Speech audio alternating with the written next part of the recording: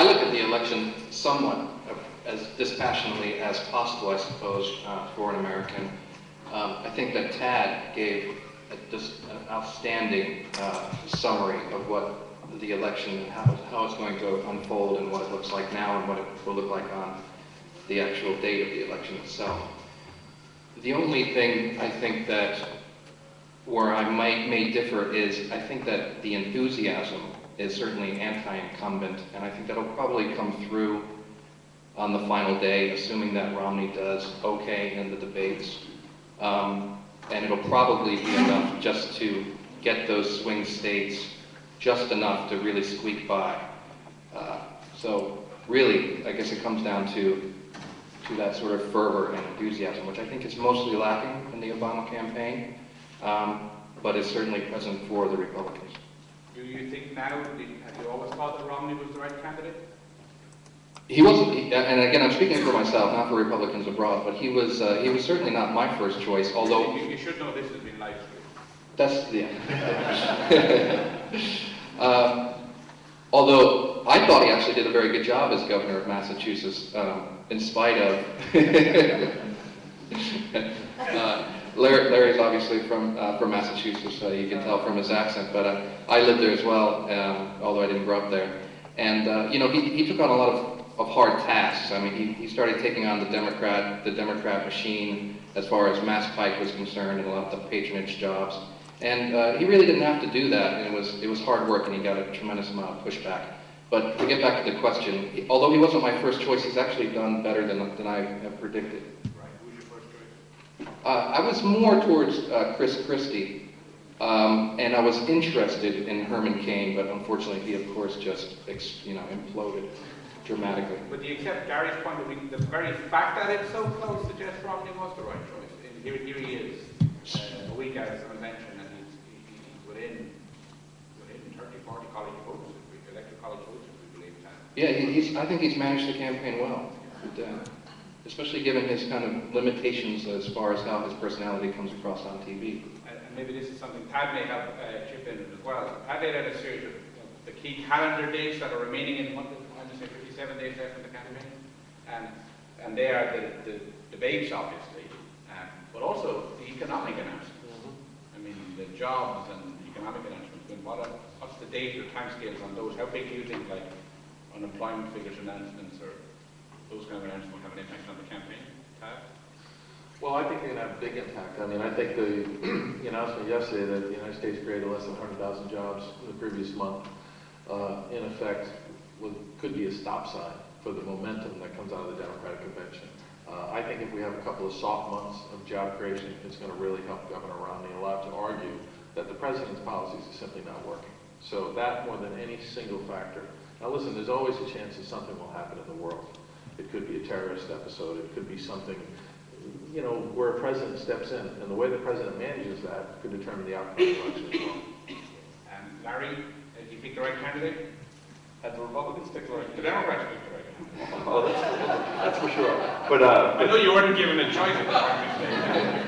no, we have a president who's performed very well under very, very difficult circumstances, not just for the U.S. but for the entire Western world. But very much below expectations, in part because expectations were sky high, and people like me and others were warning that change isn't going to happen overnight. He took office at one of the lowest ebbs in American history, and given the circumstances in which he became president, I think he's performed admirably under the circumstances, and that's the case he's going to be making to the voters.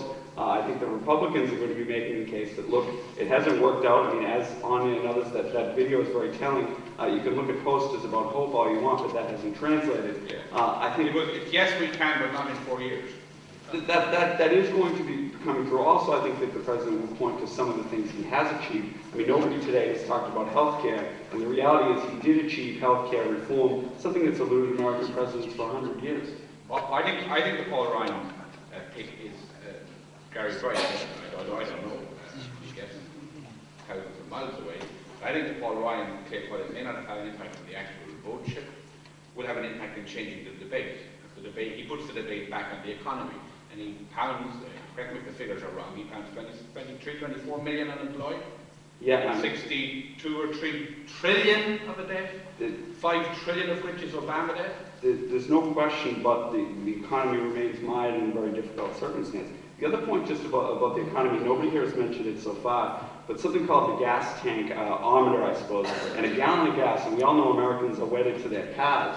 A gallon of gas is really $2 more than it was when Obama took office. There are a lot of signs that aren't pointing well for Obama, but the reality is Romney, and again, I think, people haven't said this, and without trying to attack Mitt Romney was the best of a bad lot, in my opinion, but he's a very poor candidate for the presidency. The reality is he's got a lot in his track record that's going to be used against him, particularly in Ohio. I know Tad had Ohio in red, but I can't imagine a scenario in which Mitt Romney of Bain Capital is going to win a state like Ohio when the electorate in Ohio is made aware of the things that he's responsible for as a venture capitalist. Literally thousands of jobs when he went in and raided those companies, flipped them for a big profit. That's going to come back to haunt him. Let's talk about money for a minute. Bobby Kennedy III last night made the point, yesterday, the day before, in Pat Kenny's show, that his cousin Joe has to spend $5 million for a congressional district seat in Massachusetts. The last time the Democrats had the money advantage, $750 million, I think is the figure Tad gave. Is Obama's probably going to be, he can't buy the election this time because the Republicans can outspend him? Well, I mean, obviously money is, the commodity of American politics. It's unfortunate, but that's the way it is. Can the president not play a part in changing that? He didn't do much to change that for 4 years. Well, campaign finance reform is an issue. I know the president isn't. I think all of us realize that the Citizens United decision, I think most people would recognize the Citizens United decision has had a corrosive effect in a system that was already riddled with too much money. But the president is going to play the game as best he can by the rules. And playing the game by the rules means raising money and that sort of thing. And the Republicans have done an excellent job at that. That is the reality. The president and the Democratic Party nationally are going to have to devote resources now, and we see that they are doing it, to raising enough money to be competitive. But they're going to continue to make the case that President Obama should be reelected for all the reasons that have been alluded to earlier. But also, I think we just really need to hone in on Mitt Romney. And I think I'm from Massachusetts. I remember when he was governor. The more you get to know Mitt Romney, the less you like him. And I think that point is going to be made clear. That point is going to be made clear as the election goes on. Tom, don't think Democrats have another advantage in this campaign. They have the media on their side. With the exception of Fox News, which I'm sure you accept is fair. They have the rest of the media, don't they? Yes, they certainly do. I'm surprised you're struggling to... I don't actually own a TV, and I didn't watch. I watched some of the convention online, and I think that's one reason, really, because I find that you don't really get useful information from a lot of the, be it from Fox or from CNN. At least with Fox, there's more of a recognition that it's certainly more of a. They call themselves fair and balanced, of course, but there's also just more of a general, I think, honesty in the programming itself that they're pro-Republican, compared to like CNN, where they try to, they still hold up their canard that they're in some way. I know Gary wants to get, but I want to ask Anya the same question. Even in the social media is biased against the Republicans. There are more Democratic Twitter users, dramatically more Democratic Twitter users than there are Republican Twitter users. And Google has Google specifically come out in favor of Obama? Well, on Google, I know it's obviously fair and balanced coverage. Same goes for YouTube. They give equal emphasis, attention. I don't know the exact figures, but something like 2/3 of those use Twitter. Yeah, the whole Twitter users only. A lot have a dramatic Democratic. Yeah, a lot of Republicans tend to navigate towards Facebook as a platform to have conversations, whereas I think Democrats, certainly on Twitter. And I think what has been interesting in terms of the wider media, I think it's well known, obviously, Fox has a particular emphasis, we call it that, but now MSNBC, I think it's accepted now, has gone very much to the left liberal, with Rachel Maddow and others. So there kind of is now a direct attack, and response rate back and forth, and then you do have the CNN and others in the middle.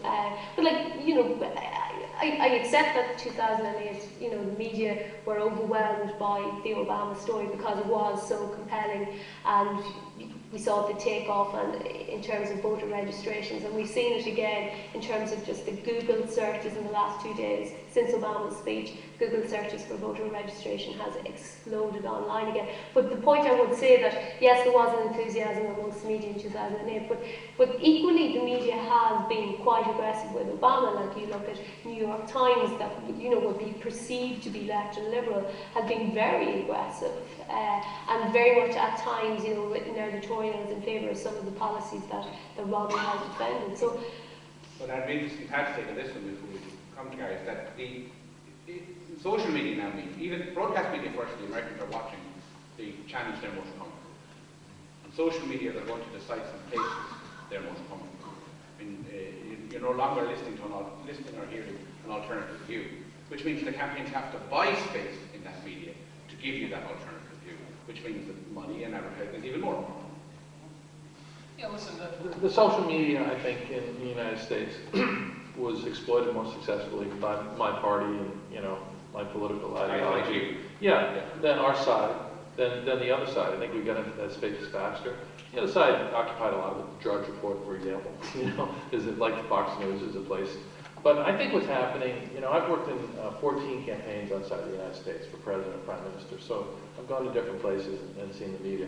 And when I first started to travel in Latin America, the first campaign I did outside the U.S. was in Colombia. I worked for a guy who lost a very close presidential election, very controversial. 4 years later, he ran again and won the presidency of his country. And I spent a lot of time in Bolivia and Honduras and places like that as well.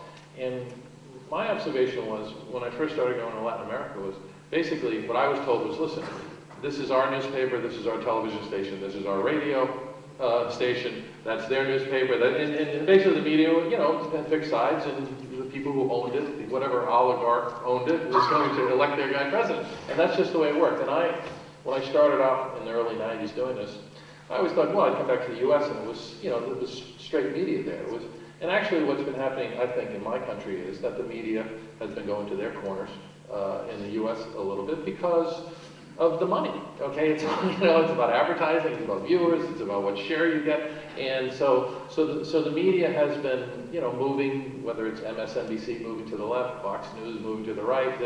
You know, there are some entities, I think, that are trying to occupy the middle space of traditional journalism in the United States. And frankly, and honestly, you know, last night I heard your justice minister, he was very adamant about the media in this country. From my perspective as an American, I spent a lot of time in Ireland looking at elections. I have to say, I think the Irish media is pretty fair and balanced, to tell you the truth. You may disagree, but compared to the coverage that we see and we get, I think it's objective. It tries to, you know, see what's going on. And it's very, very different than when we go to, when you're in Bolivia or Colombia or a place like that, where essentially it's all, you know, we literally, I mean, I'm not saying I did it, but certainly the guys I was with that worked for, you know, you